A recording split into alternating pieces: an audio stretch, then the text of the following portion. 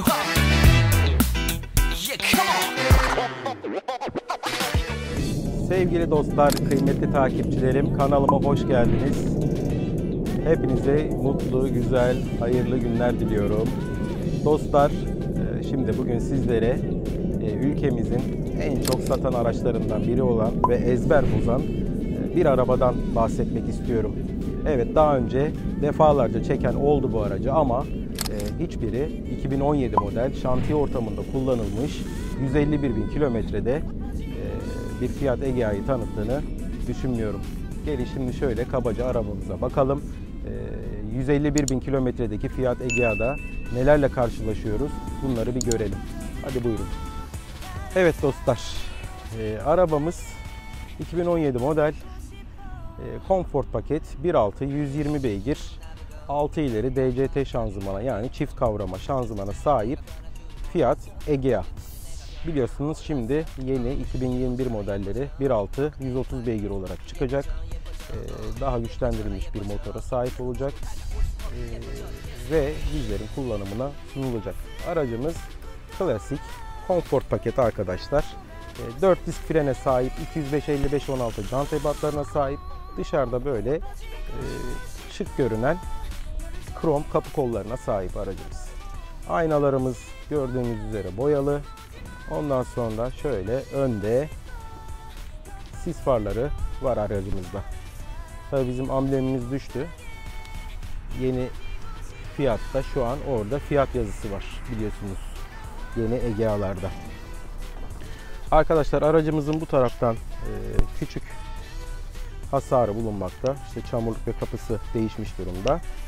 Ve aracımız bugüne kadarki kullanımında, yani 151.000 kilometreye kadar sadece bir kere turbo yedi. Şöyle arka tarafına doğru baktığımızda zaten burası bildiğimiz işte sert plastik aksam. Şurası keza öyle. Arkada herhangi bir saklama gözü bulunmamakta. 4 cam otomatiğimiz var aracımızda. Isofix bağlantılı arka koltuklarımız bulunmakta. Arkadaşlar tek taraflı yatıyor, çift taraflı yatmıyor koltuklarımız. Şöyle üçlü kafa dayamamız bulunmakta. Arka koltuklarda saklama gözlerimiz bulunmakta. Çok yüksek olmayan bir şaft tünelimiz var. Çok böyle detaya da girmek istemiyorum. Amacım aracın kullanılışını sizlere göstermek. Şöyle bu tarafa baktığımızda sürücü tarafına, burada da arkadaki kullanılan malzemenin kalitesinin aynısı burada da kullanılmış. Yine krom olmayan Comfort paket olduğu için kapı açma kolumuz plastik bir malzeme. İçeriden aynı ayarlanabilen aynalarımız bulunmakta. Bu arada ısıtmalı aynalar arkadaşlar. 4 cam otomatiğimizin kumandası burada. Yolcu tarafı ve arka taraf tek dokunuşla açılabiliyor. Fakat tek dokunuşla yukarıya kalkmıyor. Fakat sürücü tarafımız tek dokunuşla açılıp kapanabiliyor. Şurada gördüğümüz gibi ön koltuğumuzun ayarları bulunmakta. Bel destek ayarı var arkadaşlar şurada. Yükseklik destek ayarı da burada. Buradaki bildiğimiz işte lastik basınç sensörü ve diğer özellikler standart Comfort paket Egea ile aynı. Evet, şimdi gelin aracımızı kullanarak detaylarını yolda sohbet kıvamında görelim. Şimdi bu aracı niye tanıtıyorum bu şekilde? Bu aracımız arkadaşlar şantiye ortamında kullanılmış yaklaşık 151.000 kilometredeki bir alet. Benim buradaki sizlere göstermek istediğim konu şu. Eğer 2017 model 150.000 kilometrede bir Fiat Egea otomatik vites çift kavrama bir Fiat Egea almak isterseniz ne ile karşılaşacaksınız? Ya da ne ile karşılaşabilirsiniz? Bunu anlatmak istiyorum sizlere. Şimdi aracımız arkadaşlar daha önce Rent-A-Car firmasında kirada kullanılmış. Yaklaşık 90.000'deyken firmamıza satın alınmış bir araba. Aracımızda yaklaşık 3-4 parça değişen var. Bunun haricinde aracımız şantiye ortamında mesela betona oturmuş bir araba. Dolayısıyla aslında birazcık böyle hor kullanılmış bir araba. Bu da aslında iyi bir şey. En azından Egea'nın ne alemde olduğunu veya işte bu kullanım şartlarında şantiye ortamında kullanılırken nasıl bir tepki verdiğini, nasıl bir durumda olduğunu bizlere ve sizlere göstersin istedim. Şimdi önce arabamızın bir takım özelliklerinden bahsedelim. Biliyorsunuz 1.6 120 beygirlik bir motora sahip aracımız. 320 Nm tork üretiyor. Gayet güzel. 6 ileri DCT şanzımanımız bulunmakta aracımızda. Çift kavrama. Vites geçişleri çok güzel. Tabii bir DSG gibi değil. Ama Renault'un şanzımanını da aratmıyor yani. Hani o sıralamaya koysam Renault'la hemen hemen aynı seviyelerde diyebilirim EDC'si ile birlikte. Fakat mesela şimdi düşünüyorum Kia'nın DCT şanzımanı sanki bundan belki yazılımla alakalıdır tabi bu arada. Bir tık daha iyi olduğunu düşünüyorum. Ama tabi bir DSG konforu yok. Şimdi aracımızın konfor paketi olduğundan bahsetmiştik. Konfor pakette neler var arkadaşlar? İşte otomatik klimamız var. Tam otomatik klimamız var. Çift hava yastığımız var. Önde sürücü ve yolcu. Ondan sonra işte krom kaplı şeylerimiz var. Kapı açma kulplarımız var dışarıda. Önde sis farlarımız var. Jant kapaklı 205 55 16 lastik ebadımız var. Bunun haricinde aracımız zaten bildiğimiz direksiyondan kumandalı radyo, teyip, multimedyaya sahip. Aracımız arkadaşlar hız sabitleyici ve hız sınırlayıcı özellikleri de aracımızda bulunmakta. Şimdi aracımız arkadaşlar rutin bakımlarına giden bir araba. Yani tamam şantiye ortamında kullanılmış bir alet diyoruz ama nihayetinde bakımları da aracımızın yapılıyor. Dolayısıyla şu an herhangi alt takımından gelen öyle langur lungur sesler çok söz konusu değil. Fakat aracımız şantiye ortamında kullanıldığı için mesela sol ayna tarafından, hatta şimdi bozuk yoldan geçiyorum, sol ayna tarafından bir trim sesi gelmekte aracımızda. Şu an kamerada görüyorsunuz zaten. Oradaki o trim sesi bir türlü çözülemedi. Ama bunun haricinde aracımızda çok böyle hani hakikaten bu 151.000 kilometre kullanılmış bir aracın ve şantiye ortamındaki kullanılmış bir aracın gürültüsü yok. Biraz sesli doğru ama bu aracın da o da yapısı gereği zaten ondan kaynaklanıyor.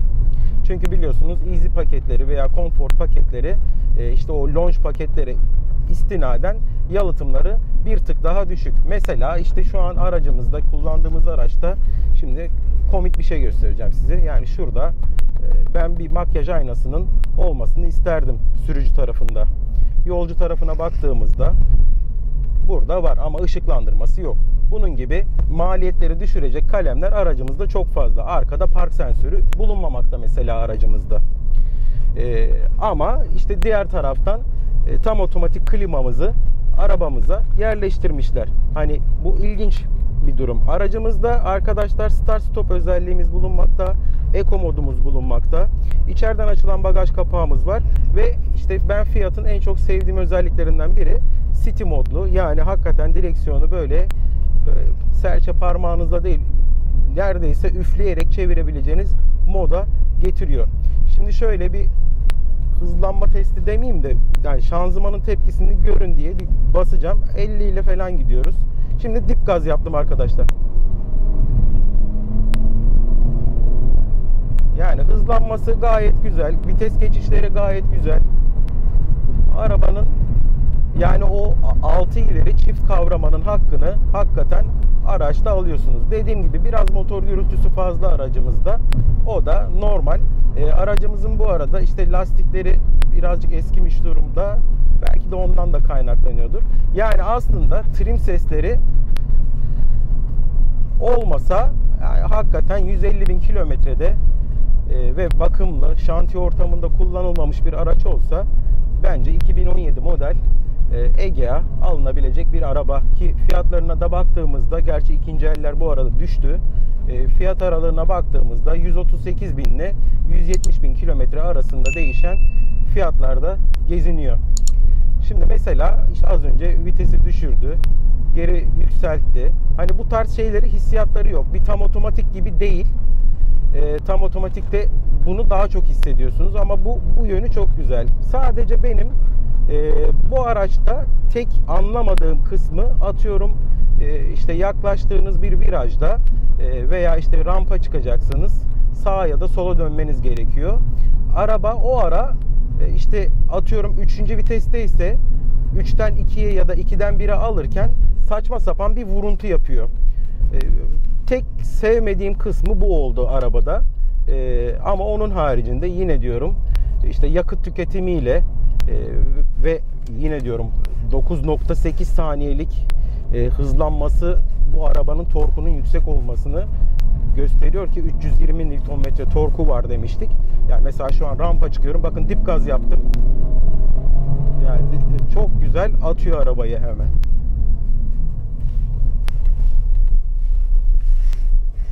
Evet arkadaşlar, şurayı bir atlatalım. Şimdi arkadaşlar dediğim gibi aracımız tam 5 kişilik, yani daha doğrusu 4 kişilik bir aile arabası. Bagajının genişliği gayet güzel.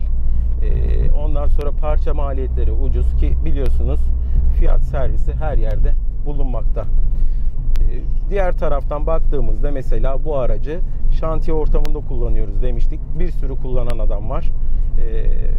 Mesela direksiyonunda hiç yıpranma yok. Bu bence gayet güzel bir şey olmuş ki deri kaplı direksiyon simidimiz de aracımızda bulunmakta. İşte keza şanzımanımızın, otomatik vitesimizin topuzu da öyle. Yani baktığımızda iç aksamda böyle işte kapı pandizotlarında veya göğüste öyle çizilmeler, deformasyonlar olmaması gayet güzel. Hani şunun şimdi bu sınıfta ölçebileceğim hangi araba var? İşte Fluence var, Megane var. Bunlarla kıyasladığımda gerçekten aslında şu içinin işte tuşlarının üstündeki yazılarının soyulmamış olması, ne bileyim direksiyondaki şu tuşların, fiziksel tuşlarının şeylerin üstündeki yazılarının bozulmamış olması, direksiyonun sıyrılmamış olması bence bu arabaya yakışmış, yani güzel olmuş. Hakikaten ezber bozmuş. Çünkü dediğim gibi Fluence'lerde veya Megane'larda biliyorsunuz kronik işte direksiyon soyulması, vites soyulması, ne bileyim kapılardaki o kol açma kapama yerlerinin soyulması, hep bunlar kronik. Evet dostlar, Egea ile ilgili sormak istediğiniz konular varsa bunları yorumlar kısmına yazarak sorabilirsiniz. Mümkün mertebe cevaplamaya çalışacağım. Kanalıma abone olmayı, videolarımı beğenmeyi, paylaşmayı unutmayın. Kendinize iyi bakın. Görüşmek üzere. 1.6 120 beygirlik alet burada. Arkadaşlar normalde motorumuzun üst kapağı var. Fakat ayağı kırıldığı için şu an bagajda duruyor. Ağırlıklı olarak stabilize yolda kullandığı için şanzıman takozuyla motor takozu ağırlıklı olarak uğultu yaptırıyor. Dolayısıyla en çok o parça değişti. 151.000 kilometrede şantiye ortamında kullanılan Fiat Egea'nın motor görüntüsü bu şekilde arkadaşlar. Şöyle gördüğünüz gibi izolasyonu da mevcut.